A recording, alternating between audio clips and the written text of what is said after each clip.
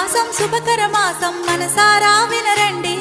భూలోకంలో దేవలోకమే కనిపించెనుగా చూడండి. ప్రతి ఆడపడుచులో భక్తి భావమే కలిగించెను ఈ మాసం. ప్రతి ఇంటిలోని శుభ మంగళకరమే అందించెనుగా ఈ మాసం. శ్రావణ మాసం శుభకర మాసం మనసారా వినరండి. భూలోకంలో దేవలోకమే కనిపించెనుగా చూడండి. ప్రతి ఆడపడుచులో భక్తి భావమే కలిగించెను ఈ మాసం.